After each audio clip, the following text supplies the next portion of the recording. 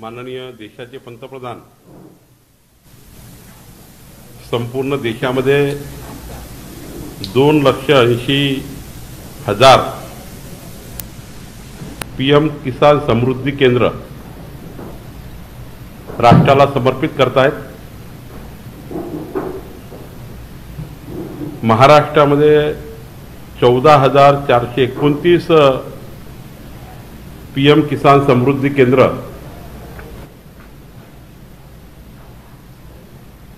उद्या लोकार्पण होणार आहेत। मी नवी मुंबईमध्ये 11 वाजता या कार्यक्रमाला हजर राहणार आहे। संपूर्ण देशभर संपूर्ण किसान समृद्धी केंद्रावर, राज्यातल्या संपूर्ण केंद्रावर शेतकरी ऑनलाईन हा कार्यक्रम बघणार आहे।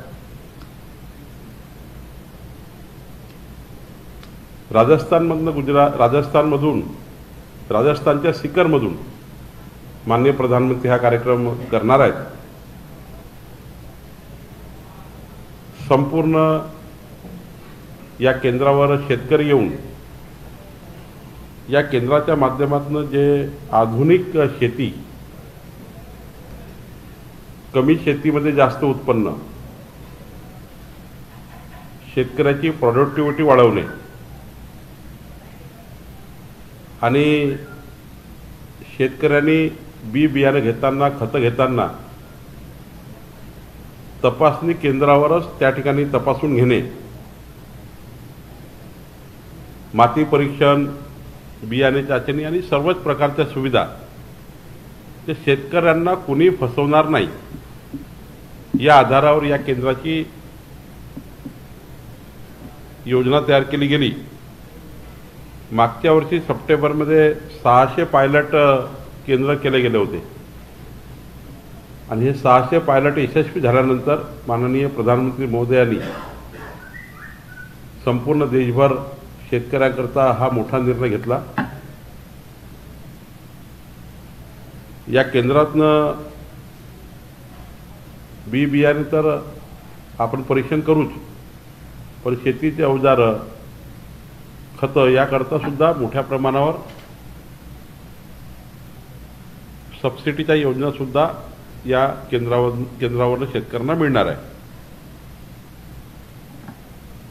एकाच केंद्रातनं संपूर्ण शेतकऱ्यांना शेती उत्पन्नाकरता लागणारे सर्व संसाधनं उपलब्ध करणे असा हा या कार्यक्रमाचा, या केंद्राचा उद्देश असणार आहे। संपूर्ण शेतकऱ्यांना केंद्र सरकार, राज्य सरकारच्या योजनांची माहिती, जसं पीक विमा योजना 1 रुपयामध्ये असणार, त्याचे फॉर्म भरून घेणे, प्रधानमंत्री कृषी सन्मान योजना 6,000 रुपये मिळतं शेतकऱ्यांना। काही शेतकऱ्याचे काही कारणांनी बंद होतात KYC नसल्यामुळं। राज्य सरकारची योजना 6,000ची आहे शेतकऱ्यांना देण्याची, वर्षाचे 12,000 शेतकऱ्यांना मिळणार। तिथे काही प्रॉब्लेम आला तर हे केंद्र त्या ठिकाणी मदत करणार। शेतकऱ्यांना डिजिटल मार्केटमध्ये भाव कुठे जास्त कमी आहे, म्हणजे जर आज टमाटरचा भाव नागपूरमध्ये 100 रुपये असेल आणि जर मुंबईत 300 रुपये असेल तर त्याचंसुद्धा ऑनलाईन त्याला त्या ठिकाणी माहिती पडणार। कुठलं मार्केट जास्त रेटनी भाव मिळतं ते सुद्धा माहिती होणार। खरं तर असे अनेक उपक्रम जवळपास 100च्या जवळपास वेगवेगळ्या पद्धतीने शेतकऱ्यांना प्रशिक्षणापासून तर आधुनिकीकरणापर्यंत, आधुनिकीकरणापासून तर शेतकऱ्यांना शेताला भाव मिळण्यापर्यंत संपूर्ण उपक्रम या केंद्रामध्ये होणार आहेत। या ठिकाणी उद्या 27 तारखेला महाराष्ट्रातले भारतीय जनता पार्टीचे 14,000 या सर्व केंद्रावर, 14,429 केंद्रावर आमचे आमदार, खासदार, सर्वच पक्षाचे आमदार, खासदार त्यांना वाटलं तर पण भारतीय जनता पार्टीचे आमचे सर्व किसान आघाडीमध्ये काम करणारे प्रत्येक गावातला एक बूथ प्रमुख, आमचे पक्षाचे कार्यकर्ते शेतकऱ्यांना त्या ठिकाणी त्यांना मार्गदर्शन मिळावं, मोदींची इतका मोठा कार्यक्रम करतायत, शेतकऱ्याकरता इतके लाभांची योजना करतायत, प्रत्येक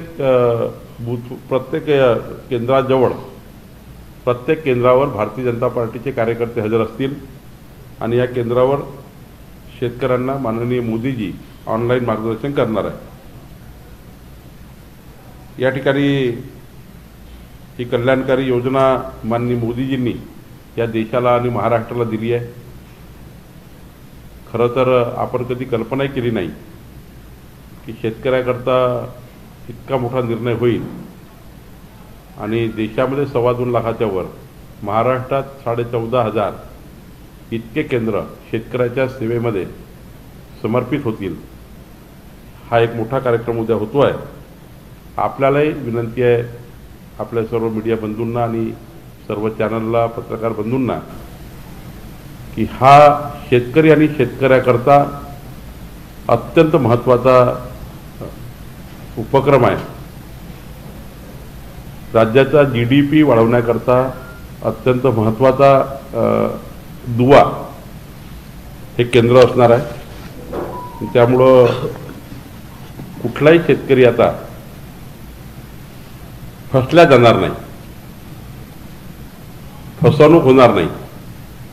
कुठलाही शेतकरी असा असणार नाही ज्याला शासनाची, केंद्र सरकार, राज्य सरकारची योजनाच मिळाली नाही। कुठलाच शेतकरी असा असणार नाही ज्याला योग्य पीक पाण्याचं मार्गदर्शन न मिळाल्यामुळं, म्हणजे शेतीची जे परीक्षण झाल्यावर, माती परीक्षण झाल्यावर कुठलं पीक घेतलं पाहिजे, माती परीक्षण झाल्यावर त्याला कुठल्या पिकाचा त्या ठिकाणी जास्तीत जास्त प्रॉडक्टिव्हिटी होऊ शकते। तात्पर्य आहे की शेवटी शेतकरी हा महत्त्वाचा दुवा आणि कणा देशाचा आहे।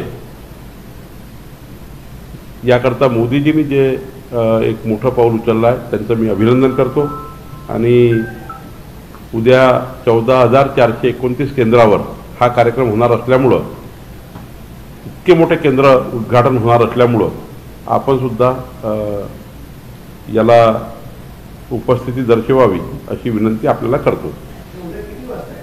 11 वाजता उद्या माननीय प्रधानमंत्री राजस्थानच्या सीकरमधनं हा कार्यक्रम उद्घाटन करणार आहे कृषी केंद्राचं।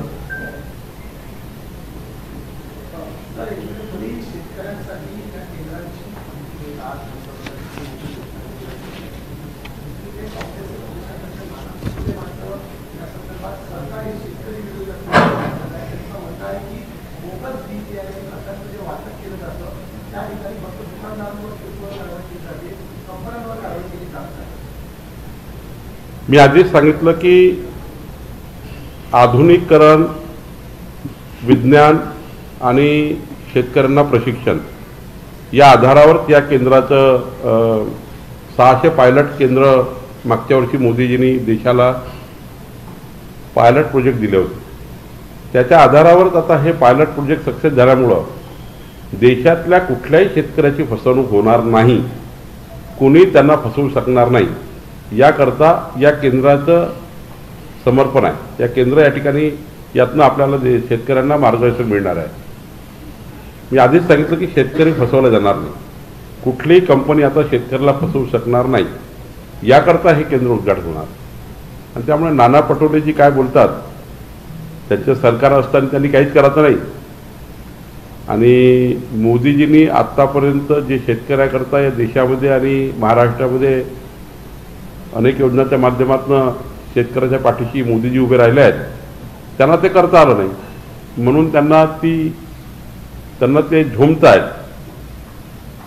त्यांचे सरकार असताना 65 वर्ष सरकार चालवताना, राज्यामध्ये 40 वर्ष सरकार चालवताना शेतकऱ्याचा विचार कधी केला नाही। कधी त्यांनी विचार केला महाराष्ट्राच्या सरकारने, यापूर्वी नाना पटोलेच्या सरकारने, की शेतकऱ्याला 1 रुपयात पीक विमा योजना येईल? कधी त्यांच्या प्रधानमंत्र्याला वाटलं त्यांच्या काळात की असे केंद्र उद्घाटन केले पाहिजे, शेतकऱ्याची फसवणूक होणार नाही? त्यांनी जे पेरलं ते उगवलं आणि त्यामुळे त्यांना आता तेच दिसत आहे आमच्या सरकारने, मोदीजींनी चांगलाच पेरला, त्यामुळे चांगलाच उगवत आहे.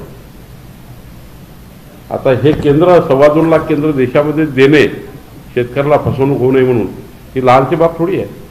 राज्यामध्ये 14,429 केंद्र येणे ही लहान बाब थोडी आहे. शेतकऱ्याचा पूर्ण त्या ठिकाणी प्रशिक्षित शेतकरी निर्माण व्हावा, कमी एकरी शेतीमध्ये जास्त उत्पन्न मिळावं.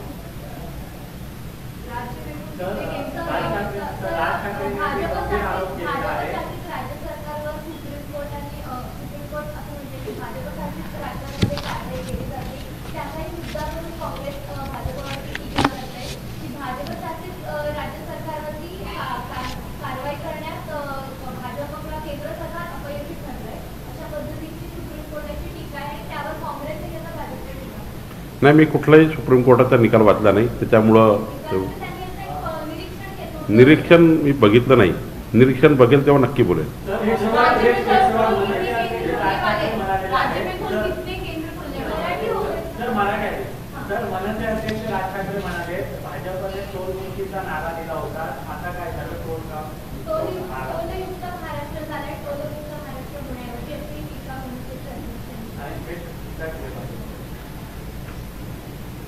राजसाहेबांनी काय टीका केली त्यावर राज्य सरकारने जो निर्णय घ्यायचा आहे तो निर्णय घेऊन राज ठाकरे साहेबांना त्या निर्णयाची जी काही त्यांना अपेक्षा आहे तर राज्य सरकार त्याचे योग्य उत्तर देईल.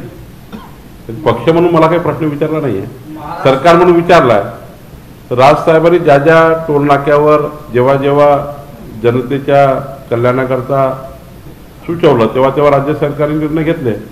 मी परवा एवढंच बोललो होतो की अमित ठाकरे साहेबांनी जे तोडफोडचं आंदोलन केलं त्याऐवजी विधायक मार्गाने जरी आंदोलन केलं असतं तरी राज्य सरकारने त्यांना प्रतिसाद दिला असता. राज ठाकरे साहेब जेव्हा जेव्हा राज्य सरकारला जे जे सांगतं, खास करून ज्या सरकारमध्ये देवेंद्र फडणवीस जी आहेत त्या सरकारला जेव्हा जेव्हा राज ठाकरे साहेब सुचवतं तेव्हा तेव्हा सरकार त्यांच्या म्हणण्यावर निर्णय घेतं. आणि अमित ठाकरे साहेबांचं आंदोलन जे तोडफोडचं होतं ते न करता त्यांच्या एखाद्या बैठकीने, त्यांच्या एखाद्या सूचनेने राज्य सरकारने अनेक निर्णय घेतले आहेत, पुढे घेतले असते.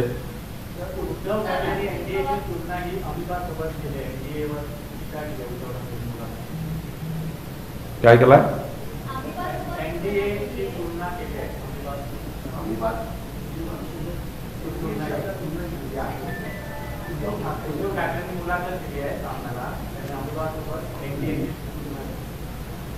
तर उद्धव ठाकरे साहेबाबद्दल काय बोलावे आपल्याला तर अनेक वेळा सांगितलं आहे मी. त्यांची अवस्था काय, त्यांची मनस्थिती काय, आणि ज्यांच्याकडे पक्ष शिल्लक राहिला नाही त्यांनी इतर पक्षाबद्दल बोलावं हे महाराष्ट्राच्या जनतेला अपेक्षित नाही आहे. उद्धव ठाकरे ने जिस तरीके से आज के इंटरव्यू में कहा है कि ईडी और सीबीआई अगर बीजेपी के पास है तो उन्हें 38 पार्टियों को जोड़ने की जरूरत क्या है? दो ही काफी है उनको सरकार का निकाला. देखिए, माननीय अटल जी ने भी एनडीए के माध्यम से तब भी अनेक पार्टियों की सरकार चलाई और जहाँ जहाँ पे भारतीय जनता पार्टी के विचारों को समर्थन मिलता है वहाँ समर्थन लेना कोई गलत नहीं है. प्रदेशों में ऐसी पार्टियां हैं जो भारतीय जनता पार्टी को समर्थन करना चाहती है. तो समर्थन लेकर जितनी पार्टियों को साथ में लेंगे उतने ही विकास के लिए अनेक योजनाएं जो आती है, जितने विचारों के लोग एक साथ आएंगे वो डेवलपमेंट के लिए अनेक योजनाएं भी वैसी तैयार होती है. अलग अलग विचारों के लोग जब एक साथ आते हैं तो देश के लिए अच्छा है, राज्य के लिए भी अच्छा है. अलग अलग विजन एक साथ आ जाता है, अलग अलग विजन के लोग एक साथ मिलकर काम करते हैं तो उसका रिजल्ट फ्रूटफुल मिलता है. कई पार्टियां साथ में आना ये देश के हित में, राज्य के हित में. अभी महाराष्ट्र में देवेंद्र जी, एकनाथ जी और अजीत दादा ये तीनों साथ में हैं. तो तीनों का विकास करने का तरीका जिस प्रकार से है, सब में कुछ ना कुछ गुण होते हैं। भगवान ने हर व्यक्ति को अलग अलग गुण दिया हुआ है। तो वो अगर 4-5 लोग मिलकर कुछ निर्णय होता है, 10 मिलकर कुछ निर्णय होता है, वो देश के लिए, जनता के लिए और राज्य के लिए, जनता के लिए ठीक होता है। तो मुझे लगता है ये अच्छा तरीका है कि 25 पार्टी, 50 पार्टियां जो भी देश में हैं, और एक विचारधारा है राष्ट्र निर्माण की, देश मजबूत होना चाहिए। ये विचारधारा से मोदी जी ने जिस प्रकार से देश में पार्टियों को आह्वान किया है और अनेक पार्टियां उनसे जुड़ रही है, ये देखा नहीं जा रहा है। इधर एक उद्धव ठाकरे ऐसा नेता है, खुद के पार्टी में चुन के आए हुए लोग उनसे भाग रहे हैं, उनके साथ चुन के आए हुए लोग उनसे भाग रहे हैं। दूसरी तरफ माननीय प्रधानमंत्री जी पूरे देश को जोड़ रहे हैं, पूरे देश की पार्टियों को जोड़ रहे हैं। तो उनको एक दिन ऐसा आ गया था कि उनका विनाश बुद्धि विपरीत काल, एक हम मराठी में कहते हैं विनाश बुद्धि विपरीत काल। बुद्धि और विनाश, बुद्धि जब विनाश की तरफ जाती है तो काल विपरीत आता है। तो उद्धव ठाकरे की स्थिति ऐसी थी, हमारे साथ रहते तो आज ये स्थिति नहीं होती, हमारे साथ होते तो इतना चिल्लाना नहीं पड़ता।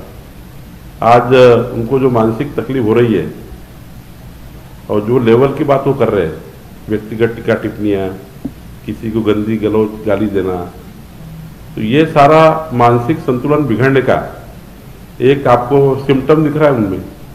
तो मुझे लगता है कि एक तरफ मोदी जी है जो सारे लोगों को साथ में लेके जाना चाहते हैं और देश का विकास करना चाहते हैं, और एक तरफ उद्धव ठाकरे है जो पार्टी नहीं संभाल पा रहे हैं।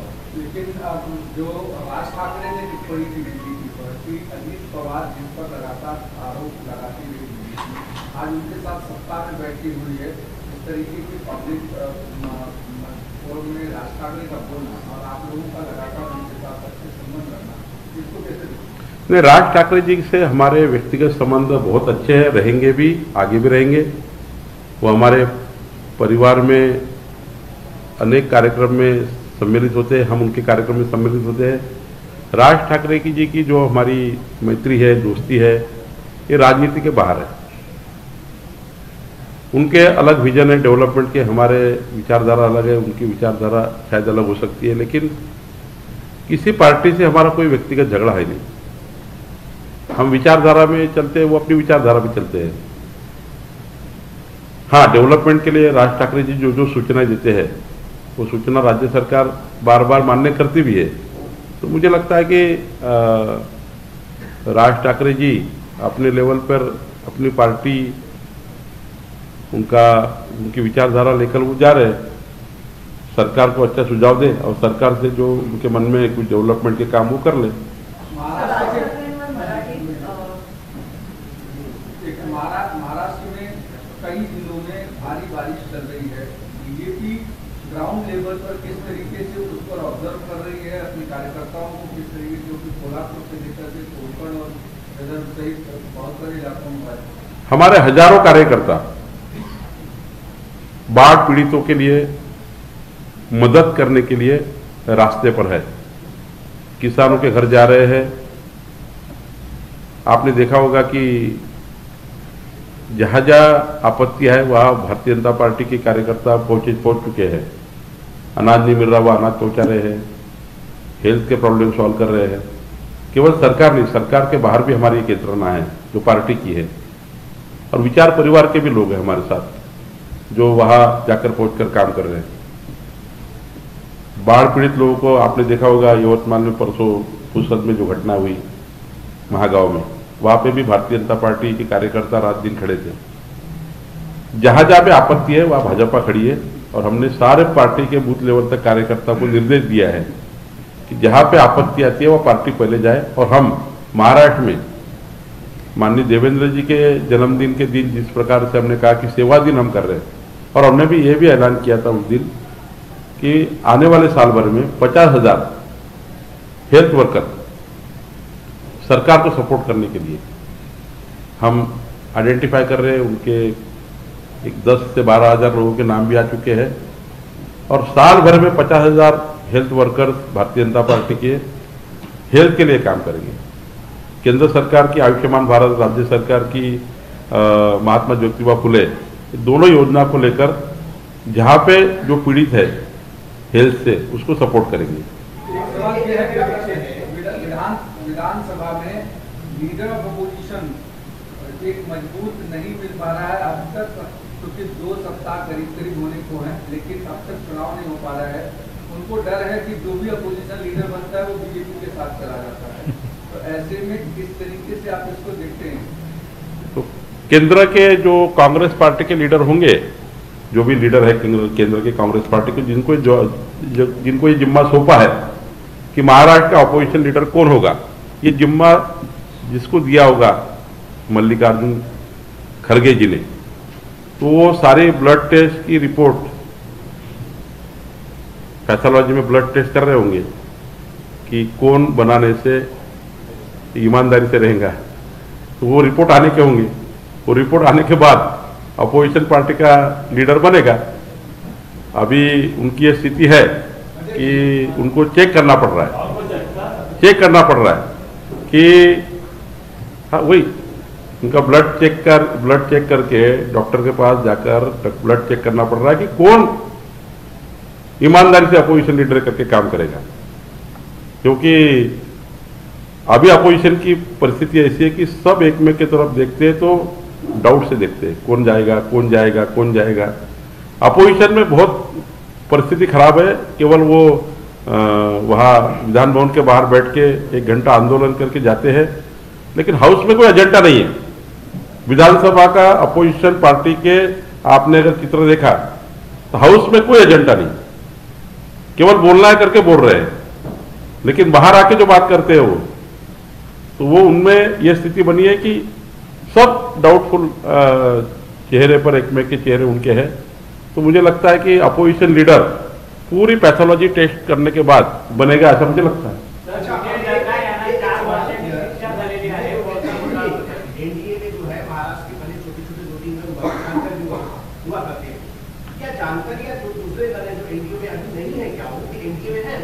एनडीए में है, जानकर भी है। हमारे पास पिछले महीने में मैंने एनडीए की बैठक ली महाराष्ट्र की, उसमें माननीय महादेवराव जानकर जी के सारे अध्यक्ष महाराष्ट्र के प्रेसिडेंट आए थे। 9 पार्टियों के हमारे सारे एनडीए के घटक दल राज्य लेवल की जो हमारी मीटिंग हुई उसमें आए थे, और हमारी सरकार जो चल रही है उस सरकार में हमने जो 3 घटक पक्ष है उसके भी समन्वय के लिए भाजपा के 4, शिवसेना के 4, राष्ट्रवादी के 4, 12 लोगों का हमने समन्वय का गढ़ बनाया है। हम डिस्ट्रिक्ट लेवल पर भी हमने घोषणा कर दी है, डिस्ट्रिक्ट लेवल पर भी 4 राष्ट्रवादी, 4 शिवसेना, 4 बीजेपी, तालुका लेवल भी 4 Bhajpa, 4 Shiv Sena, 4 BJP, local booth से लेके पंचायत से लेके पार्लियामेंट तक अजीत दादा, एकनाथ शिंदे, भाजपा, ये तीनों पार्टी का समन्वय होना चाहिए। इसलिए हमने अपॉइंटमेंट वहां हो गई है और हमारा समन्वय पंचायत से पार्लियामेंट तक रहेगा। और महाराष्ट्र के जो हमारे एनडीए के 9 पार्टियां हैं उनका भी समन्वय पूरा करके हम चुनाव को भी सामने जाएंगे, सरकारी की योजना को भी लेकर जाएंगे, और हमारे लोकल लेवल तक पार्टियों का समन्वय भी हम करेंगे।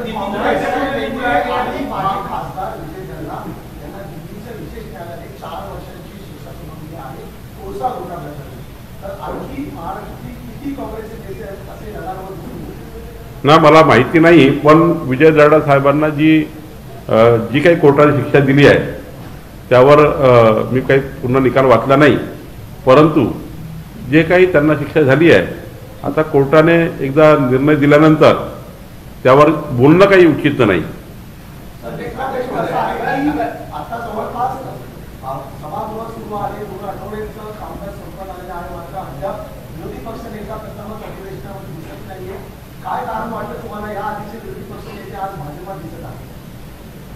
नाही, माननीय काँग्रेसचे राष्ट्रीय अध्यक्ष मल्लिकार्जुन जी यांना भीती वाटत असेल की राज्यामध्ये विरोधी पक्षनेता करताना कुणाला करावा, त्यातला पूर्ण त्याची पॅथॉलॉजी करावी की उद्या ज्याला विरोधी पक्षनेता केले त्याला किंवा होईल त्यांना भाजपमध्ये किंवा विरोधी आमच्या सरकारी पक्षामध्ये उडी मारून तर जाणार नाही, ही भीती केंद्रीय काँग्रेस पार्टीला वाटत असेल. आणि केंद्रीय काँग्रेस पार्टी पूर्ण जोपर्यंत त्यांचं ब्लड टेस्ट होत नाही, पूर्ण पॅथॉलॉजी होत नाही, तोपर्यंत करणार नाही असं मला वाटतं. कारण भीती वाटतं, एकामेकामध्ये संभ्रमाचं वातावरण आहे. विरोधी पक्षामध्ये एकामेकाला डाऊट पाहत, म्हणजे एकामेकावर संभ्रम करून पाहतात आहे, कोण तिकडे जाणार, कोण तिकडे जाणार, कोण तिकडे जाणार, आणि सर्वांचे चेहरे डाऊटफुल आहे. आणि म्हणून विरोधी पक्षनेता ठरत नाही आहे. आणि विरोधी पक्षनेता का ठरत नाही याचं उत्तर मिळत नाही, म्हणून संभ्रम तयार करण्यात येत आहे की महाराष्ट्राचे मुख्यमंत्री बदलणार आहे. महाराष्ट्राचे मुख्यमंत्री माननीय देवेंद्रजींनी सांगितलं की एकनाथजी राहणार आहे, एकनाथजीच आहेत, एकनाथजीच राहणार आहे. पण एक नरेटिव्ह सेट करतात. आपला विरोधी पक्षनेता कोण होणार हे जेव्हा प्रश्न महाराष्ट्राला पडतो तेव्हा संभ्रम तयार करून एकनाथ शिंदेजीवर येतात. आणि मी तुम्हाला दाव्याने सांगतो की 2024च्या विधानसभा निवडणुकीपर्यंत काँग्रेस विरोधी पक्षनेता ठरवू शकणार नाही. 2024च्या विधानसभा निवडणुकीपर्यंत काँग्रेस पार्टी विरोधी पक्षनेता ठरवू शकणार नाही. कारण काँग्रेस पार्टीमध्ये प्रचंड अविश्वास निर्माण झाला आहे.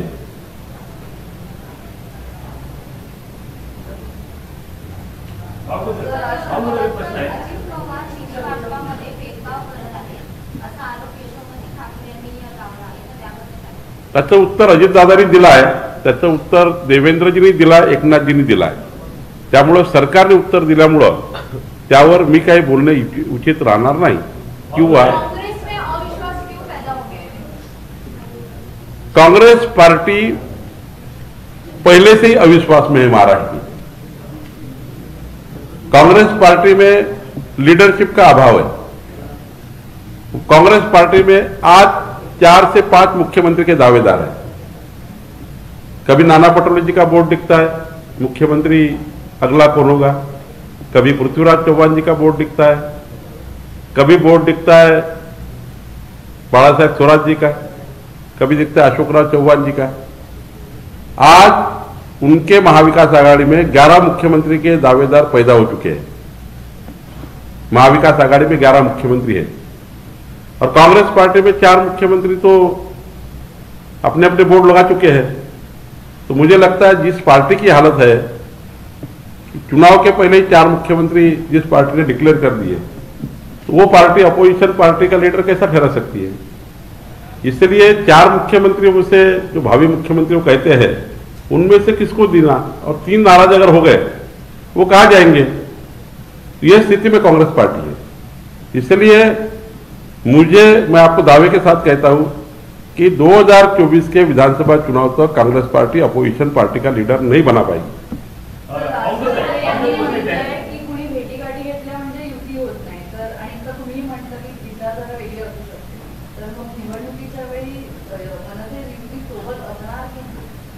नाही, राजसाहेबाच्या पक्षाचा निर्णय राजसाहेब घेतील, मी कसा घेणार. पण आमच्या एनडीए मध्ये किंवा आमच्या सोबत महाराष्ट्राच्या उन्नतीकरता, महाराष्ट्राच्या विकासाकरता जर कोणी येत असेल, आम्ही त्यांना ना म्हणत नाही. माननीय मोदीजी सुद्धा अलग अलग पक्षाचे एनडीए देशामध्ये घेऊन काम करतात. त्यांच्याकडे कोणी गेला तर ते ना म्हणत नाही. आणि भाजपमध्ये डायरेक्टली कमळाचा दुपट्टा कोणी घालायला तयार असेल तर त्यांना आमचे दार उघडे आहेत. उद्या जर कोणी आमच्याकडे आमच्या विचारधारेवर डायरेक्टली काम करायला तयार असेल, आमची विचारधारा स्वीकारून आमच्यासोबत काम करायला तयार असेल, मोदीजींनी जो आत्मनिर्भर भारताचा संकल्प केला आहे त्या संकल्पाला साथ देण्याकरता कोणी भाजपमध्ये येत असेल, कुणीही, तरी त्यांना आमचा दुपट्टा आम्ही घालू. आम्ही कुणाकडे जाणार नाही. पण आमच्याकडे कुणी आलं तर आम्ही त्याला घेतल्याशिवाय राहणार नाही.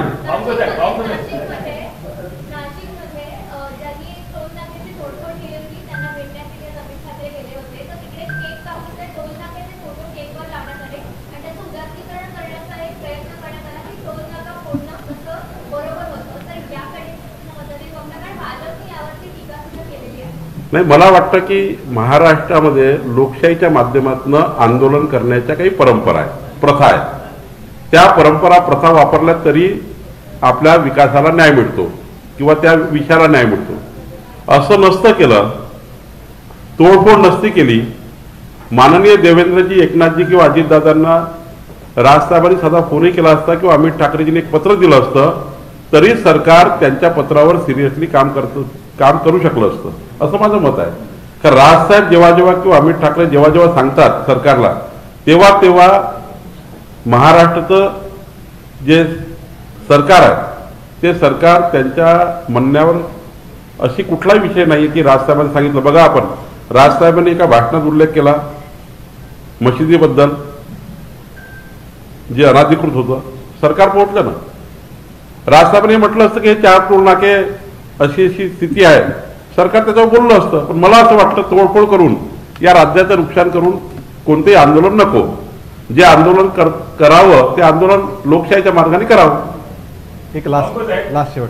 विधिमंडळाचं अधिवेशन सुरू आहे आणि राज्यामध्ये पावसाने हाहाकार माजलेला आहे. सर्व विधिमंडळाचे आमदार इथे विधानमंडळामध्ये अडकून पडलेले आहेत आणि अशा वेळेला आपण एक विधान परिषदेचे सदस्य आहात, तर सरकारला तुम्ही असं काही सुरुवात की 4 ऑगस्ट मध्ये जे अधिवेशन आहे हे जर ते कट करून काही विधानसभा अध्यक्ष म्हणजे सदस्यांना आपापल्या मतदारसंघामध्ये लोकांच्या घरी. हा माझा अधिकार नाही आहे विधानमंडळावर काही सुचवायचा, पण आपली भावना योग्य आहे की महाराष्ट्रामध्ये ज्या ज्या ठिकाणी अतिवृष्टी येत आहे त्या ठिकाणी यंत्रणा आणि आमचा पक्ष, सरकारी यंत्रणा पोहोचली पाहिजे, आमचा पक्ष पोहोचला पाहिजे. या भावनेचा आदरच आहे. कारण तिन्ही लोक वॉररूम मधून आपली यंत्रणा राबवून त्या ठिकाणी महाराष्ट्राच्या प्रत्येक घटनापर्यंत प्रशासन पोहोचत आहे. मी स्वतः आता पुण्यावरनं आलो. त्यामुळं प्रशासन काम करताय का तर करताय, पक्ष काम करताय का तर करताय. शेवटी समाज जेव्हा अडचणीत येतो किंवा शेतकरी अडचणीत येतात किंवा कुणी अडचणीत आलं तर त्याला मदत करणे आमची जबाबदारी आहे, ते आम्ही करतोय. आमचे आमदार खासदार जरी आज सभागृहात असते तरी आमदार खासदार हे पूर्ण ताकदीने सरकारसमोर प्रश्न मांडतात आहे. त्यांना जे काही फीडबॅक त्यांनी आपल्या मतदारसंघात घेतले ते माननीय मदत पुनर्वसन मंत्री, माननीय मुख्यमंत्री, उपमुख्यमंत्री यांना भेटून त्या ठिकाणी मदत मिळवत आहे. शेवटी विधानसभेचे आमदार जरी मुंबईत असले तरी ते आपल्या विधानसभेला कंट्रोल करत असतात. त्यांचे वॉररूम्स आहे आमदारांचे, कुठल्याही पक्षाचा आमदार असो. जेव्हा आमदार आपल्या विधानसभेचा असतो तेव्हा त्या आमदाराला आपल्या मतदाराची काळजी असतं. ते मुंबईत जरी असेल तरी मला वाटतं सर्व पक्षाचे आमदार आपापल्या मतदारसंघामध्ये आपापल्या विभागाची काळजी घेत असतील. त्यामुळं आमदार मुंबईत आहे म्हणून त्यांचा विभाग किंवा त्यांचा मतदारसंघ काही त्याच्यावर लक्ष नाही आहे असं होऊ शकत नाही. एक शेवट. राज ठाकरे क्योंकि अलग विचारधारा से हैं, लेकिन आपने कहा कि एनडीए को मजबूत करने के लिए सारी विचारधाराओं को हम लोग समाहित कर रहे हैं, तो क्या राज ठाकरे को बीजेपी के साथ जोड़ रहे हैं क्या?